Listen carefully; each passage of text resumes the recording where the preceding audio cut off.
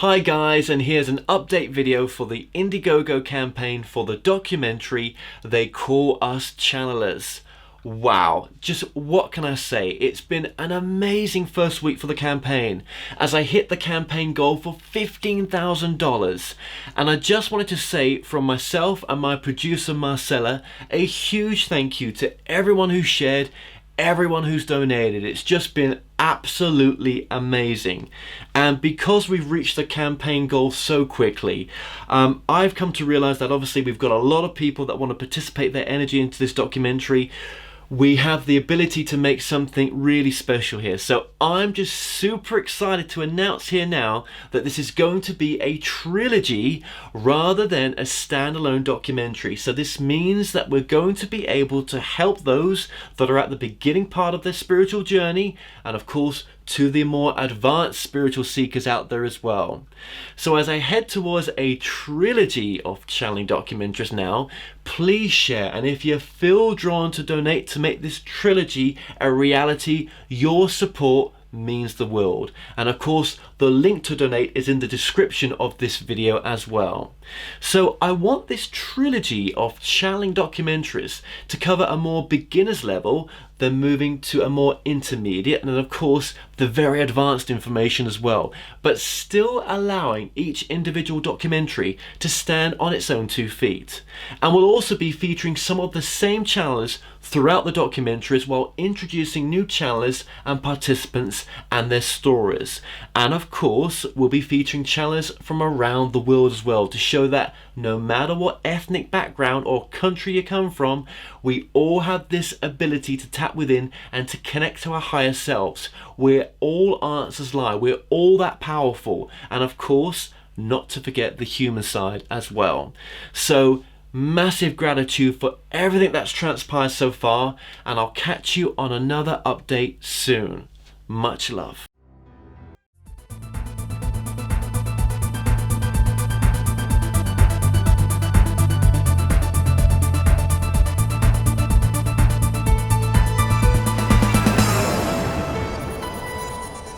Broadcasting from the UK and across the world online.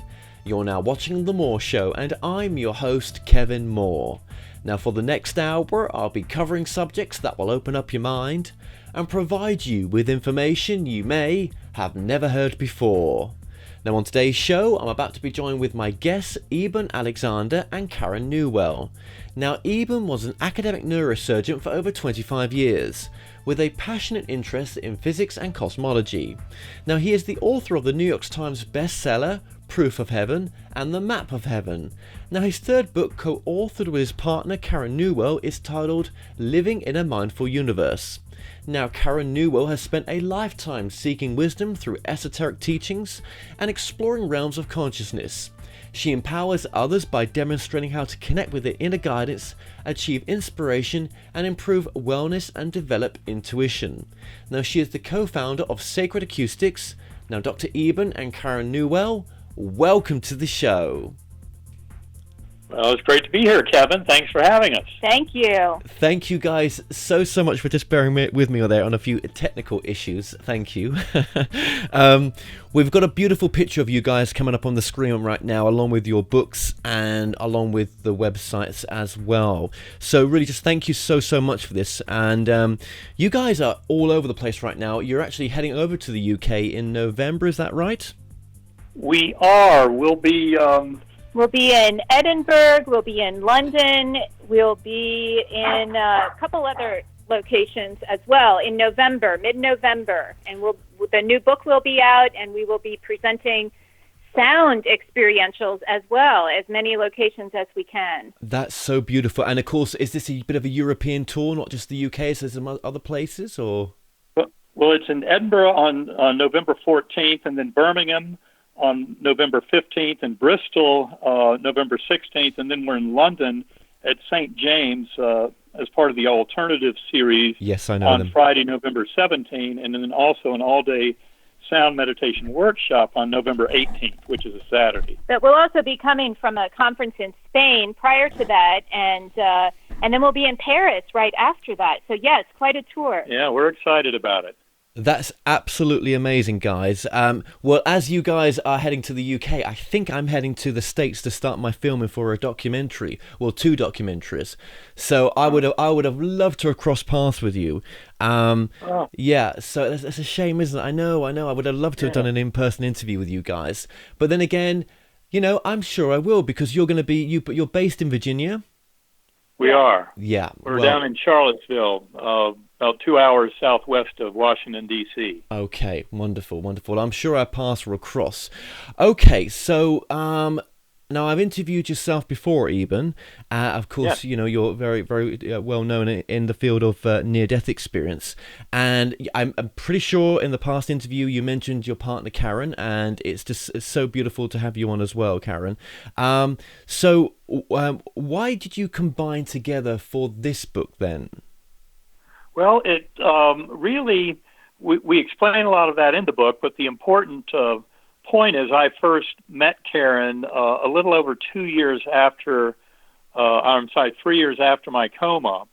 And I was beginning to get very deeply into the understanding of consciousness. And by that, what I mean is a very deep assessment of the mind-body relationship. And this is a very deep question. It has everything to do with whether or not there's an afterlife, whether or not we have reincarnation. Every bit of that depends absolutely on the flow of the mind-body debate.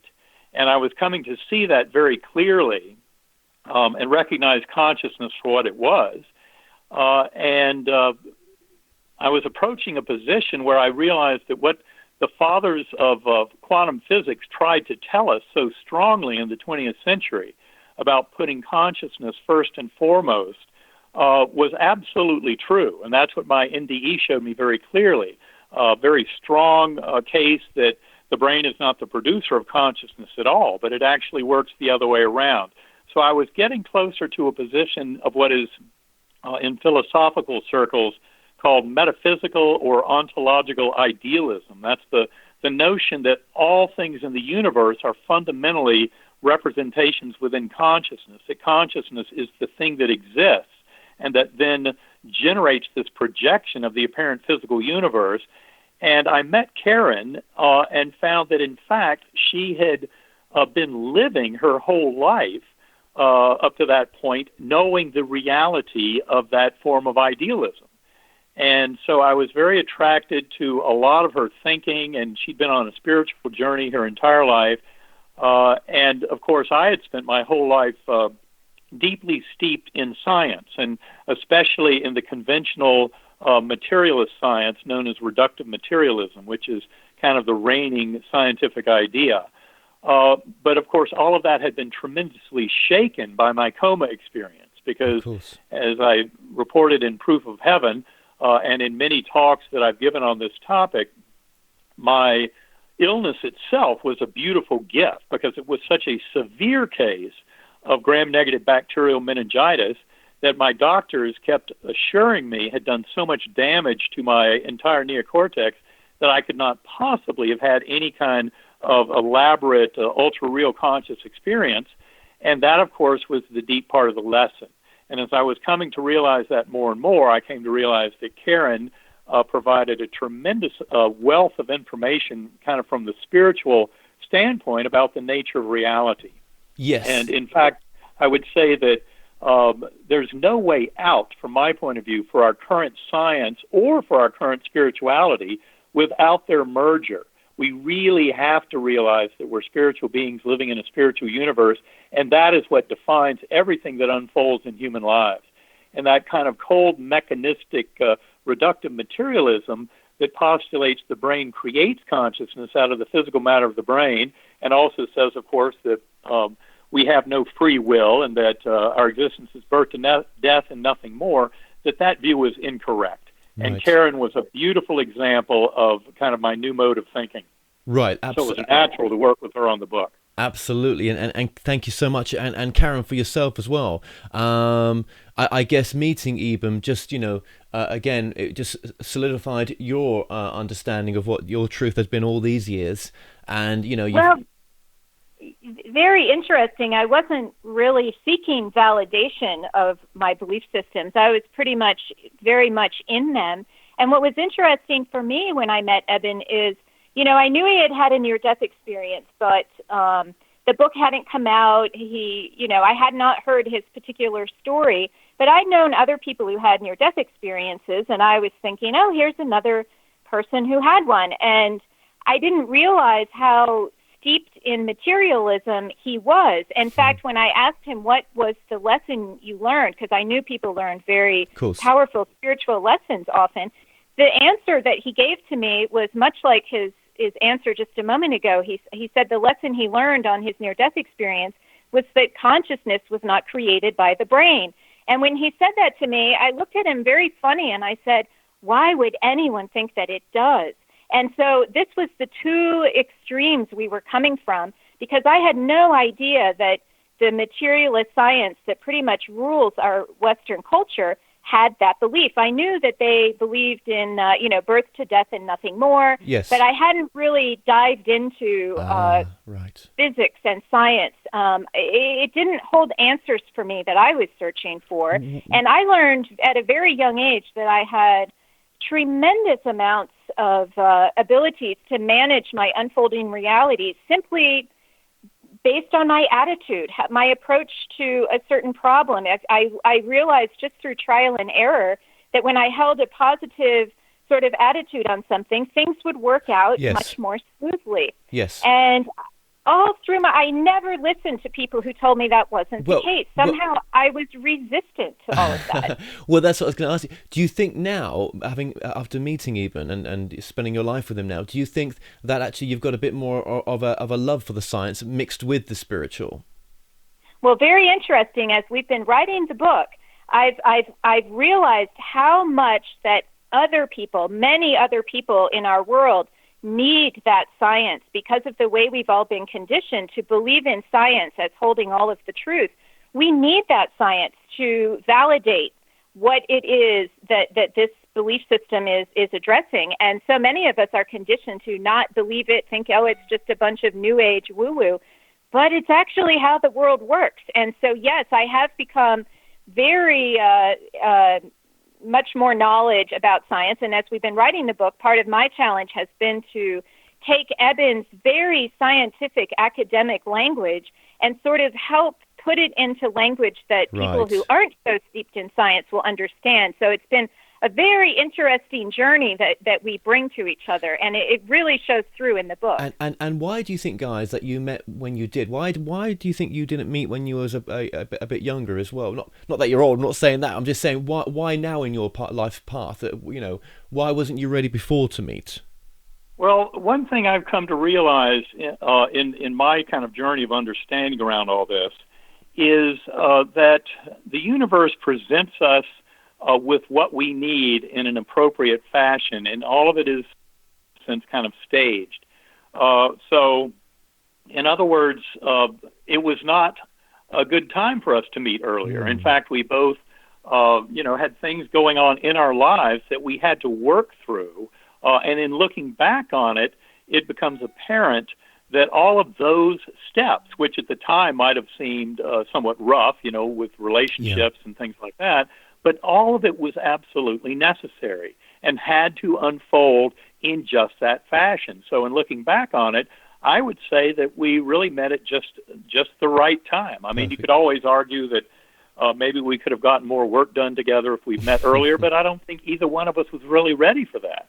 And we had to go through these other steps in our lives to kind of grow to the point where we were really ready to do the kind of work that we do together and have been doing together since November of 2011. Oh, I think it's beautiful that you're working together now and that you're traveling the world with this work. It's just it's beautiful to see two people doing that, and it's inspiring for others as well.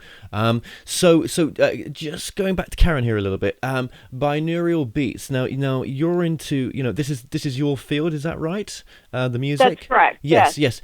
So near-death experience is one way of getting into the realm which our soul comes from, which our soul is potentially. Soul's just a word, really. What is it that we really are? Who knows? Hey, what is this this awareness of I am? But it's one way back into it. And how does that work? What is it you do as well in that sense? Okay, well, it all started when I was trying to learn how to meditate. I knew that I had the power and the ability to manage my unfolding reality with my attitude, but I knew that I could go deeper, and I read about things that yogis could do, like levitation and telepathy and things like that. And I learned that we could actually teach ourselves how to do these things. So as I set upon the path of teaching myself how to interact with the unseen realms, I had a lot of trouble quieting that constant mind chatter in my brain. I was a very accomplished technology manager and project manager, strategic planning and web development. And so when I would try to meditate, just planning and thoughts and reliving arguments I had would be going through my mind. And it was sound that really helped to settle that chatter. And so things like gongs or tuning forks or something like that were really helpful.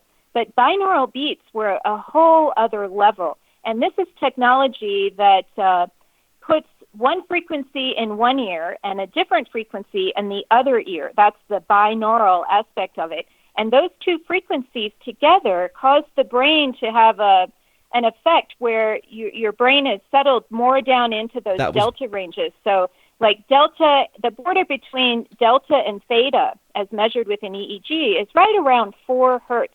So when we can feed a signal of 4 hertz, that's the difference between those two signals, say 100 and 104. When that 4 hertz signal enters the brain, it settles it down. It almost seems to imitate the hypnagogic state that we're all in every day when we first wake up or when we're first falling asleep at night. We're all familiar with that kind of dreamy state. This is the state that these tones can get us into. And by sort of eliminating that chatter and putting us into that zone, we can, using our intention or sometimes just unbidden, start to access these realms and start to, explore within them in rather amazing fashion. And in these realms of exploring, which is what we're trying to get into here, going into these realms, returning to the realm of your near-death experience as well, Eva, would you say that, why would you want to go back to that realm? I suppose that's my question. Well, it's really for one thing, the bliss of that state, the kind of indescribable comfort, perfection, kind of soothingness of it is something that once you've touched that, you never, ever lose sight of it. And that's why near-death experiences can be so profoundly life-changing, is that complete state of bliss and of love is something that the words fail miserably. The words can never convey the deep, powerful reality of that contact. And that is something that many indie ears would like to return to, is to recover that. Now, for me, this really rocked my boat. To have that whole experience, I think it's important to point out for your listening audience that my meningitis was so severe that my brain was absolutely ravaged by this. When I first came back to this world after 7 days of coma, with my neocortex basically dissolved by this extremely aggressive primitive E. coli infection, I had no words or language. I had no memories of Eben Alexander's life at all.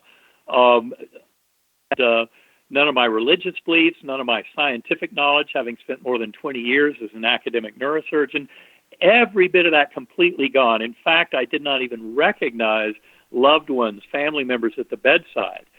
So when I first came back, my brain was trashed. The only thing I knew was where I had been.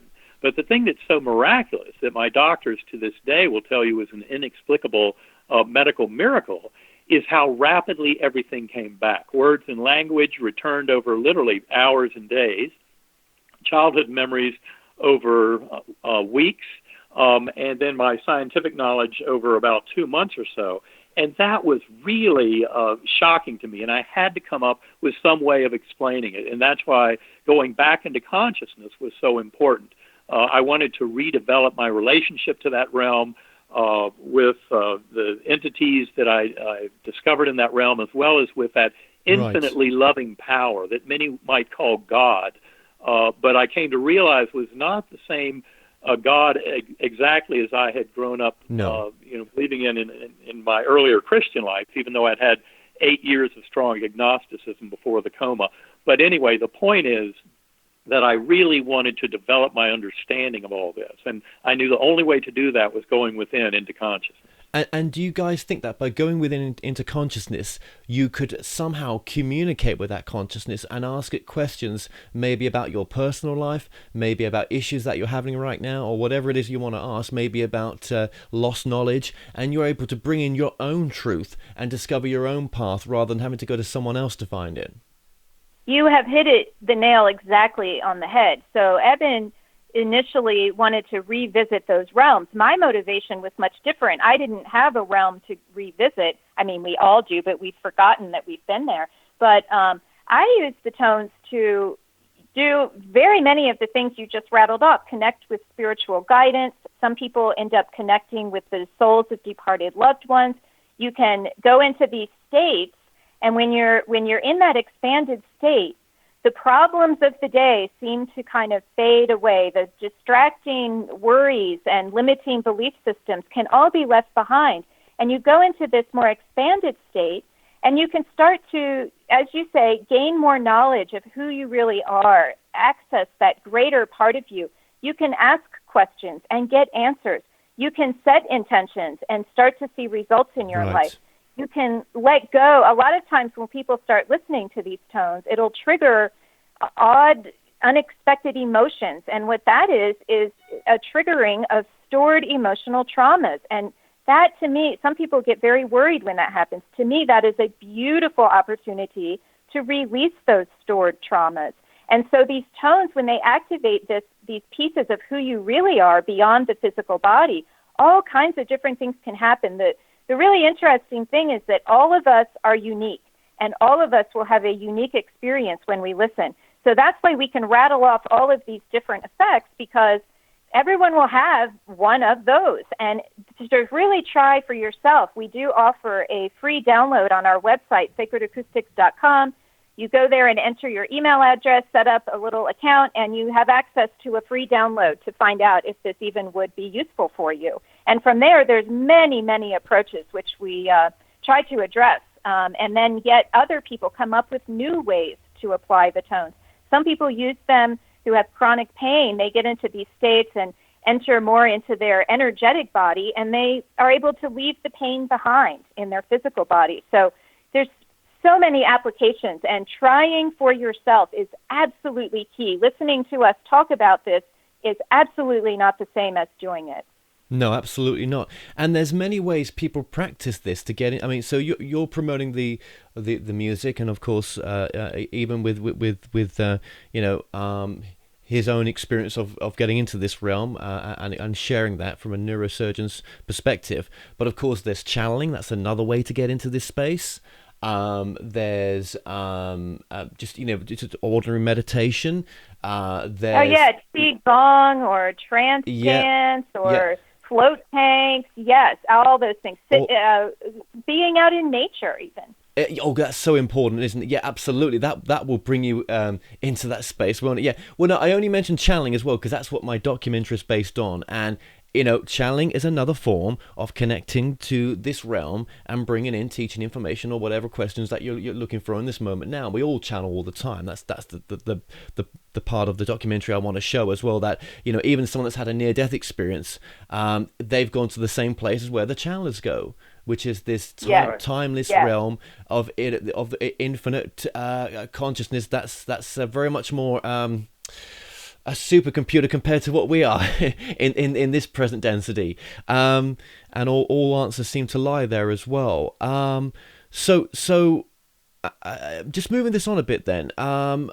What does that tell? I mean, obviously, I've not had a chance to read the book "Living in a Mindful Universe." It's not. I don't think it's out until mid-October.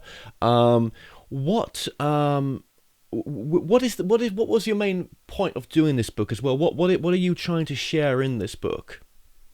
Well, there's two things. Eben will start with yours. Well, I would start by saying that there is a gigantic shift in the scientific community of those who study the brain and the mind and their connection. And this shift is profound. It will be, from my point of view, the greatest kind of evolution of thinking in our modern civilization, or say in the last 3,000 years of human civilization. It'll be the greatest change we've ever witnessed. And it has to do with the fact that we're finally getting to a deeper understanding of brain, mind, and consciousness to realize, just as the fathers of quantum physics tried to tell us in the mid-20th century, that consciousness is fundamental. And, of course, the scientific establishment has spent 400 years believing that you can just describe the outside world, the physical world, and its causality and come to satisfactory answers. But it turns out that when you really start getting deep into the reality we're trying to assess, that just doesn't work. And the evidence becomes very clear that the physical brain cannot possibly be the creator of consciousness. It's only a puppet or tool that is used by consciousness to project all of the physical universe. And so we're getting to a deeper answer to the measurement paradox in quantum physics, but also to something that in philosophical circles is called the hard problem of consciousness, which is basically the impossible problem of trying to connect the dots between the physical workings of the brain and consciousness itself. And even memory is not stored in the physical brain. That's one of the biggest coffin nails for the outmoded and false beliefs of scientific materialism that is there.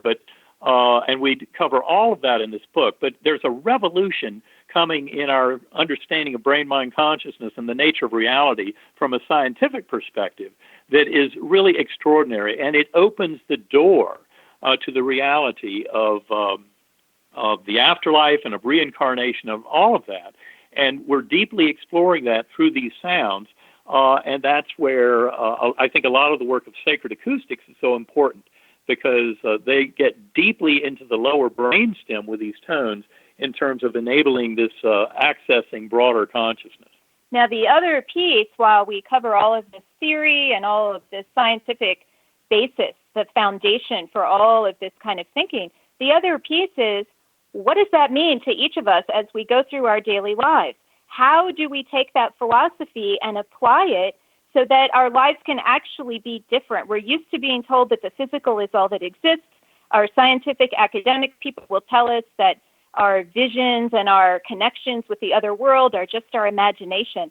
But if you're now having science tell you those are not your imagination, those are actually the meat, the engine of our soul growth. That's the other part of the book, goes into all the different ways we can access this information, not just using sound. We use that as an example, but through different people's experiences, through different people that we met along the way. We tell a lot of stories about how these new ideas actually can be integrated in our lives to help our physical health, our mental health, our spiritual health, our ability to maintain relationships with loved ones after they've passed on, our ability to make plans, not only in this lifetime, into the future, create intention for results that we want to see, but also how you can realize that you're on a much bigger journey of many lifetimes, and they all fit together in fascinating ways. And so we bring the scientific foundation for all of these topics that are usually found in completely different books, and we combine them together in a very unique fashion. And our goal is really to bring science and spirituality together in a very useful, pragmatic way, not just theoretical to sit around and debate different ways of explaining how our world works, but actually experience the world and make changes in our lives that will take these philosophies and actually change our fundamental paradigm in the Western world. Now, that is very, very true. And now that's what makes your book, that's a unique selling point, that is, because like you say, you're bringing it all together. And I think, see, that's the thing right now, isn't it? There's something bigger trying to come through right now, isn't there? In the sense of people are starting to see that what we think we know, we don't know. So we could get into the idea that, we're living in a simulation, which it kind of points to that in your book as well, I'm guessing, yeah, and that potentially that, what is beyond your work? Do you ever ask yourself that? What's beyond what I, Eben, or I, Karen, think I know about the work at the level that I'm on? Is there another spiritual framework above what I think I know? And if so, where would it take me? Well, I think this is very much a work in progress. And the book Living in a Mindful Universe is really a very contemporary assessment of this merger of science and spirituality that seems to be so apparent. And all different authors and scientists and investigators have been hitting on certain parts of this over time. People have been glimpsing kind of a direction in which it goes. But we like to think that Living in a Mindful Universe really kind of brings people up to speed to the current level of the dialogue. And the interesting thing is it's all shifting extremely rapidly. People often ask us, how far off is this revolution and this awakening in human thought? 5 years, 10 years, 100 years. And the answer is we're already deeply into it. This shift is happening very rapidly. And in fact, I would say within a decade or so, I would predict there won't be a single kind of self-respecting, intelligent, scientifically minded person who will doubt the absolute and shocking reality of the afterlife, of the spiritual realm, that reincarnation is absolutely real, and that our materialist mindset will be looked upon as the days like when we used to think the earth was flat or the sun went around the earth. We will look back on this era, this kind of false lead of scientific materialism, and kind of chuckle at how simple and completely off base it was, because the evidence is all around us. As you get deeply into the study of consciousness and the relationship of mind and brain, and begin realizing that you've never witnessed anything other than the inside of your own consciousness. And to try and pretend that there's an external, objective, physical world out there that is ticking along completely independently of us is false. And, of course, this is what quantum physicists tried to tell us for a very long time. And this is really where we have to go. And the natural result of it is a beautiful synthesis of science and spirituality that, as Karen pointed out, is not only very satisfying because it answers so much more about human experience and explains it all much better, but also enables each and every one of us as an individual to far more fully live our lives, come to recognize the free will of our higher soul, and bring that into reality. And that is a tremendous gift indeed. Well, let me just, okay, absolutely, so true what you both said. Yeah, thank you for that, Eben. Yeah, and what if, okay, let's look at it before we just go really deep here. What about the perspective of being human and being here is so important? So with your work, you're trying to, and I'm just personifying here, help make sense of why things are the way they are, maybe, yeah? And for you to live your most empowered present moment possible. That's what your work really comes down to, yeah? But, and for me, I to get rid of the ego, or to get rid of that, or to ignore this, it all for me just it forgets the aspect of being human. I want a human experience. I came here for my money's worth, yeah, and I want to do that. I don't want, see, spirituality to me sometimes can very much ignore that we're here to have a human experience. We can get lost in being back home and not being here, and actually being here is the most important thing we can do, surely. Correct. Well, one of the things we cover is the idea that our existence here on Earth can be thought of as a form of soul school. And our approach is that we actually plan the hardships in our lives before we come, but then there's this programmed forgetting. And that forgetting is very important, because if we knew that we had made those plans, we may act in different ways. If we know that when our life is over, we can go back to the other side and escape all of this, that would be a detriment to our plans. What we need to have is, as Eben puts it, it's our skin in the game. Our emotional reactions are very, very useful, and they can seem, that human experience can seem quite troubling, and as we have anxiety and worry and all of the fear and things that go on. that those are actually our clues to what our lessons are that we planned to learn in a given lifetime. Right. And so this, you called it a simulation.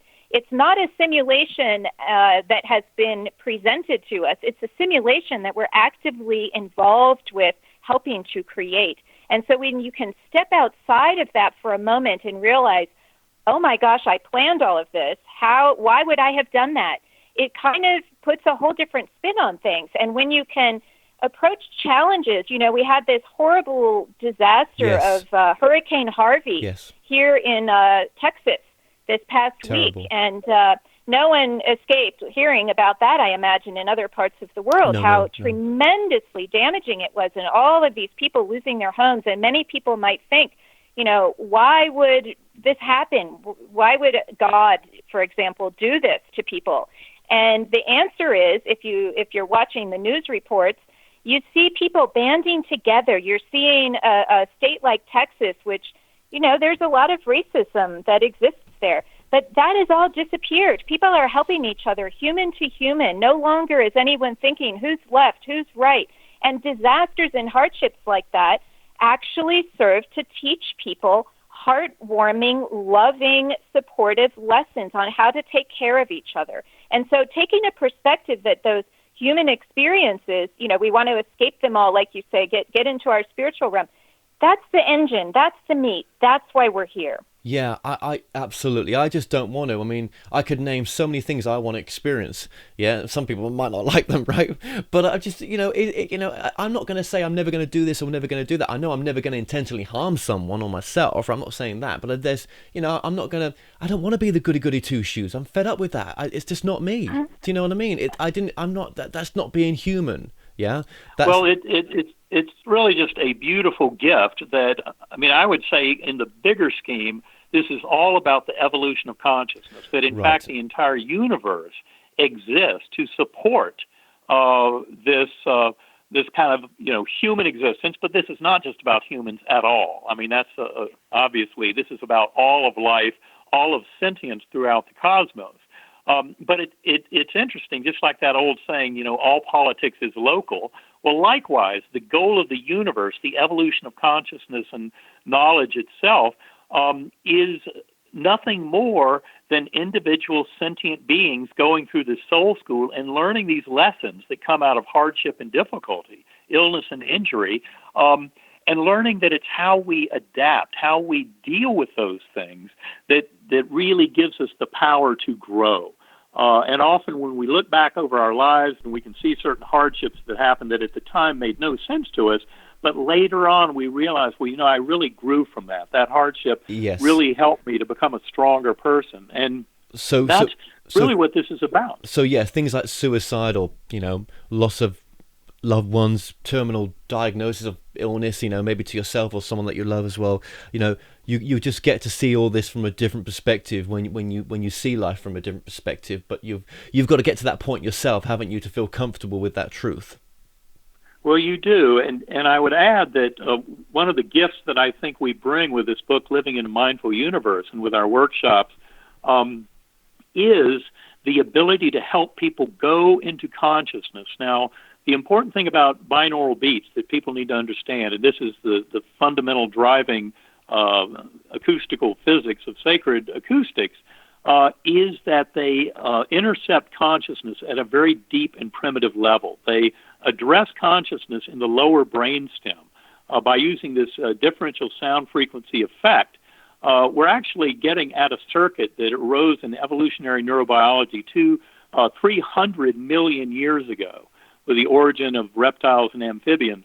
And it is astonishing the power you can gain from intercepting consciousness at that very primitive level. And what we're really trying to do is take the information processing out of the neocortex to allow your conscious awareness to break free. And this is something we describe in great detail in Living in a Mindful Universe because it's an important concept.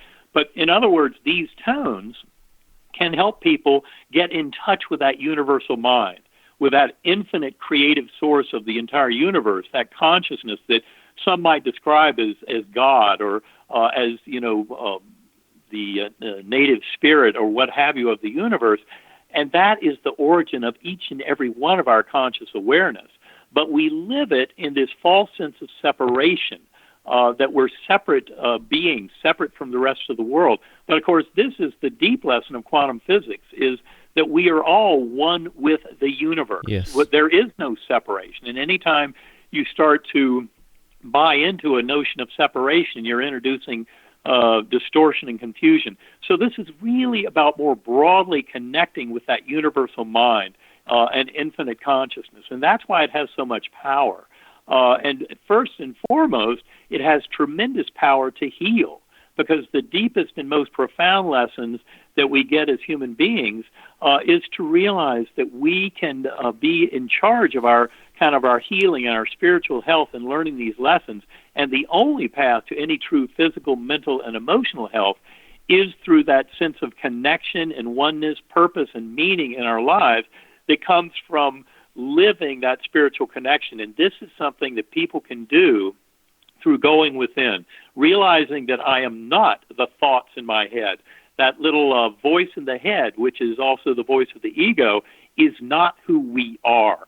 So the deep lesson is in developing the observer self, that kind of neutral observer of all that is, and we can do that in meditation. And that enables us to get that much higher view, that much richer perspective and overall view of how we exist in oneness with this universe, and takes us way above the petty little issues of the ego and those little thoughts in the head and the fears and anxieties that the ego uses as tools.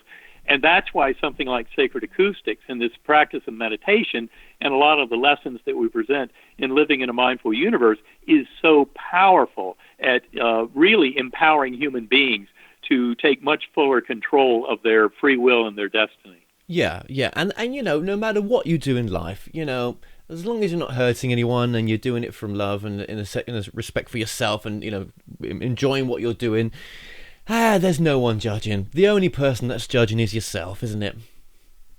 That is true. And what we find in the studies of near-death experiences, when people have a life review, many people come back reporting that they had to relive every single experience that they ever had in life. And what they do is they relive it from the perspective not only of themselves, but from the other person. So you can imagine certain statements may have hurt the feelings of someone, and so you might feel how that person felt by something, you know, you said without thinking.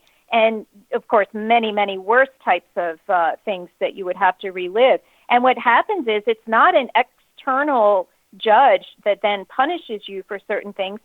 You punish yourself. You choose to learn things from, we have an example in our book, actually, that's very useful. A woman who was going through a hypnotic regression and realized that in this lifetime, she planned to have an unattractive appearance. And the reason was she encountered during her life review how horribly she treated other people who weren't physically attractive because she was so beautiful in that lifetime. And when she realized how much she hurt other people, she wanted to see what it felt like herself to experience being made fun of. The best teacher is actually firsthand experience, not someone telling you, oh, you shouldn't hurt someone's feelings. She wanted to see what it felt like. So that explained to her why she was short and had a big nose and why she had people in her life who made fun of her. She actually encountered the prime target of who made fun of her, who had already died, and she thanked him. They had this reunion. He volunteered to help her with this issue out of love, but his behavior was one of making fun of her. So it's very interesting how these things can come about, but it was her choice to do that. Right, absolutely. And, you know, that framework that you're discussing there, that framework of having a life review and, you know, that she's had a regression and, you know, she's seeing that a past aspect of herself is, you know, is why this life is the way it is. Do you think all of this wrapped together of what we know right now, and even where you've been, Eben, do you think it's even more do you think that this is that where we get to get to that level is it, or do you think that maybe the framework of information that we have right now of what we think it is, we go have a life review, we get to choose to go back, we get to go to universities and colleges over there in a sense, it's very much like this. Do you think that reality is the reality, or do you think we're just making that reality up and actually it's something even more than that? But if we were to know it was more than that, or what it really is, it would give the whole game up. At this level, it's good to know it's like that, but actually it's nothing like that at all. Well, I would say this is always just a stepwise process of growth, and that this really is soul school, and the goal really is the evolution of consciousness and understanding itself. And so in that setting, I don't think we can pretend in any sense to know what the ultimate kind of goal of all this is, and what is the ultimate reality. As Voltaire said, uncertainty may be a bit discomforting, but certainty is ridiculous. I would say that the best commodity, the most useful commodity in this whole enterprise is an ongoing attitude of open-minded skepticism, where you really want experience to show you the deepest truth, and you want to come to know it all for yourself. You don't want to just buy what somebody else is saying. This is not some kind of journey of academic, philosophy, sitting back in the armchair, smoking the pipe and thinking deep thoughts. This is really about living our lives and coming to a richer understanding of it. And what we do in Living in a Mindful Universe, and our book coming out in October, is really start with the problems in our current worldview. And then we progressively kind of dismantle them and show why some of the fundamental assumptions of our conventional science and philosophy are questionable, and we need to question them deeply. And this is all in that setting of quantum physics and trying to have a deeper understanding of what the messages of quantum physics might be. But it really is kind of an open-ended pathway of discovery. I mean, my coma journey showed me very clearly that human knowledge at this point is extremely primitive. I mean, we are barely out of the caves. I mean, it is astonishing. Of course, you don't have to look far around our world to see that that's true. When you realize all the violence and warfare and kind of insanity of our conflicts in our world, all over this false sense of separation, and just out of profound ignorance. Humanity, we tend to put ourselves up on a pedestal, but I would say we have a very long way to go. Now, in saying that, I will also acknowledge that I think that some of the deep spiritual teachers of systems, both East and West, going back thousands of years, have been far closer to anything that you might want to call an answer than our modern culture is. A lot of it has been buried and lost and needs to be recovered, and is being recovered in this kind of deeper assessment of the brain-mind relationship and understanding of consciousness. So it's all a fascinating process of discovery. But the biggest mistake is to think that we're on the verge of some big answer about the nature of reality, because I think we're, in fact, a long way from that. But do you think that by actually going deeper into asking the deeper questions, it actually is helping to bring more peace in ourselves and actually to bring deeper answers? I mean, do you think at the level of spirituality that we're at now, the level of information that's coming through now, is deep enough? Do you think by going even deeper, it could bring us into present moment? Deeper in the sense of, is this a life review? Is this a reflection of something that we thought something else was, but this is actually it? This isn't. We've already lived this life before. Well, I think what we find, though, is it's not like we've, quote, lived this life before, because what I see is not as portrayed in some systems, where this process of reincarnation is like this mechanistic wheel from which one needs to escape. In fact, I see it as very much a goal-driven, as purposeful, so that, in fact, these multiple incarnations and this growth of knowledge and understanding is something that's building towards a much richer kind of knowing of the reality of our existence and of each and every one of our connection to that.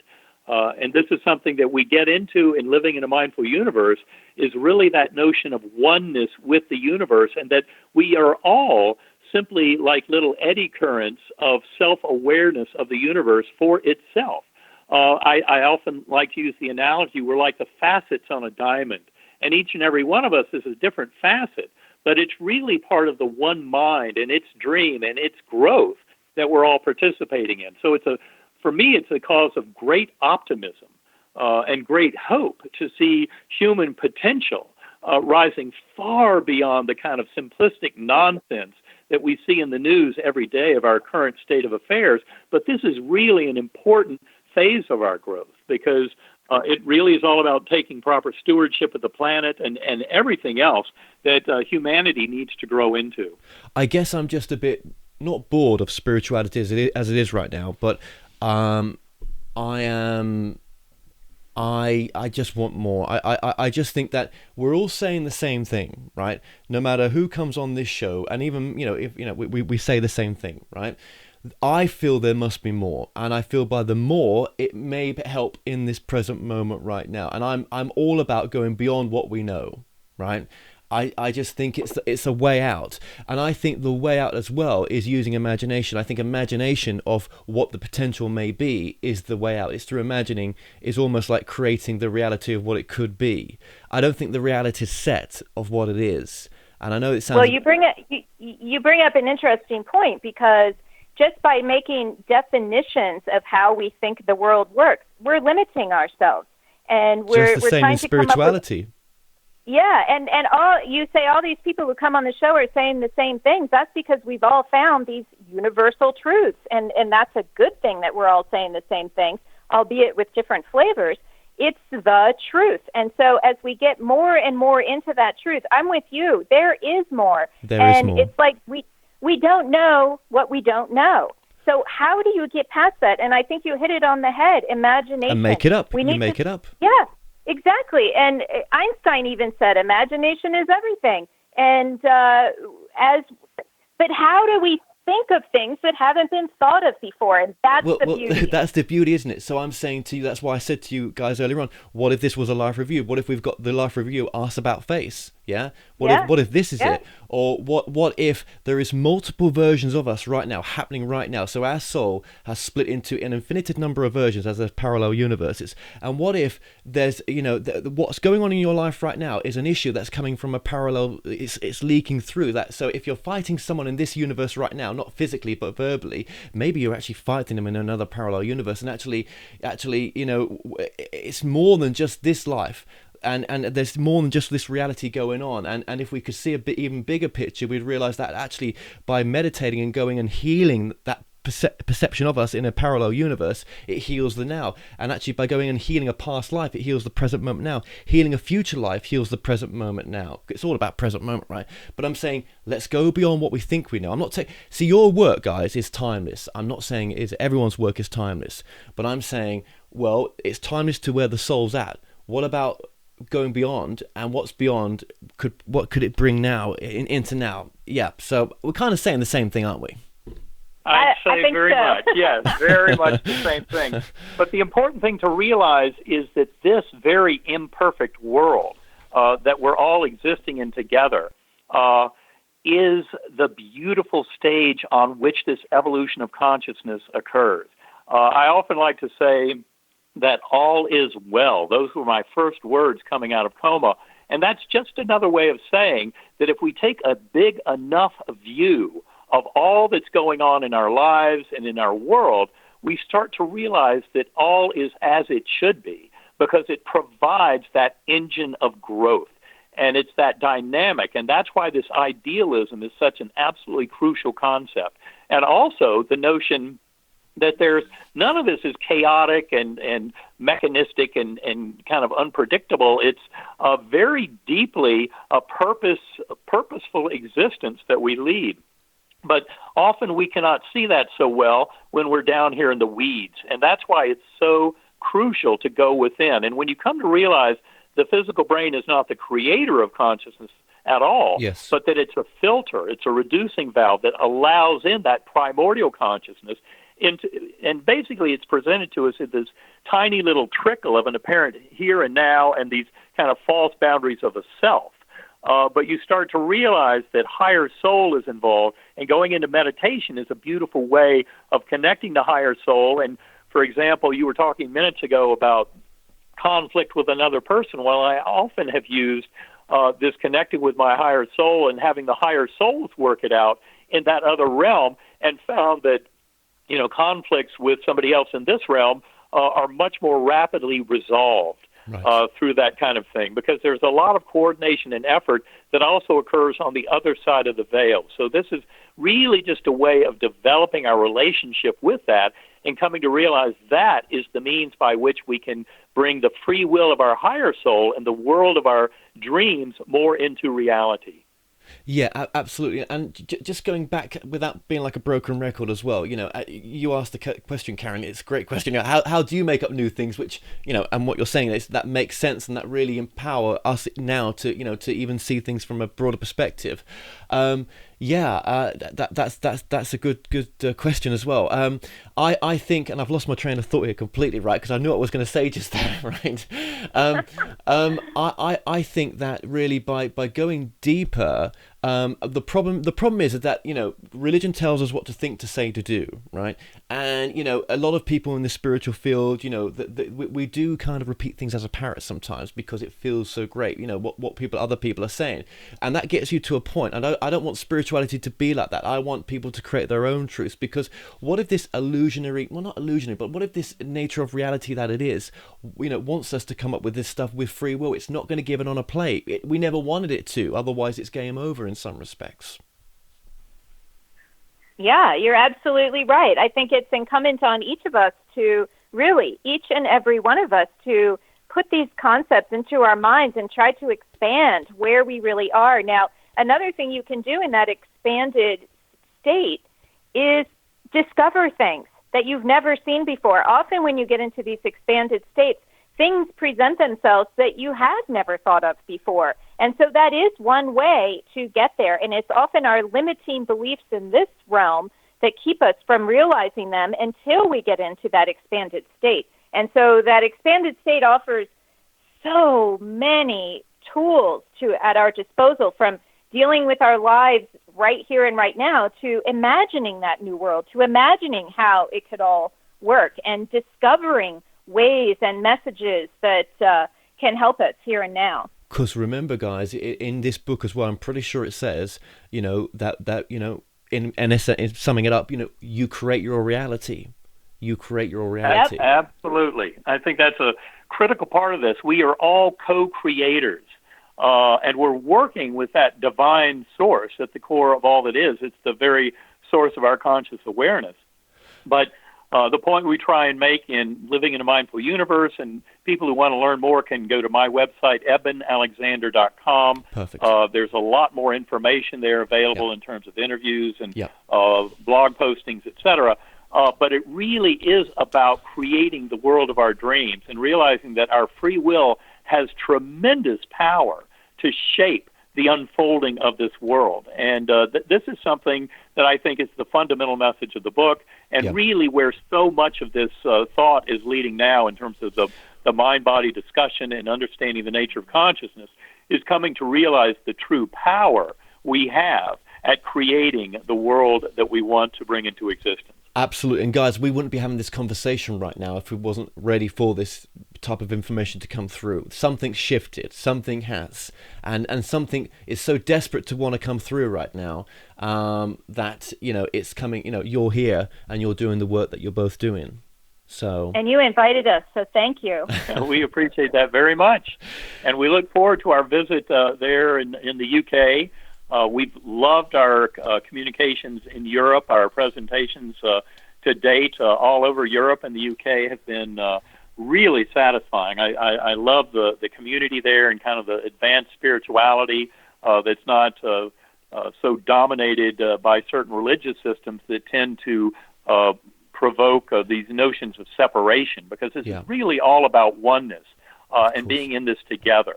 And that's where the power of unconditional love, to have infinite power to heal, is so crucial. But we certainly look forward to meeting many of your listeners when we come over there in November. Yes. And Thanks so much for having us on. No, the pleasure's all mine. The time has all gone. Listen, guys, just thank you so much for joining us today. It's been such a pleasure to dive so deep with you. Thank you for allowing me to do that. Thank you. And thank you too. Yeah, thanks for having us. Well, we've come to an end on today's show. Don't forget that you can listen and watch all our past interviews on the More Show's official YouTube channel. Remember to subscribe to our YouTube channel for new daily shows. You may also find out more on all past and upcoming guests on the show by going to themoreshow.com, and do like us on Facebook and Twitter for the latest updates. So until next time, be safe.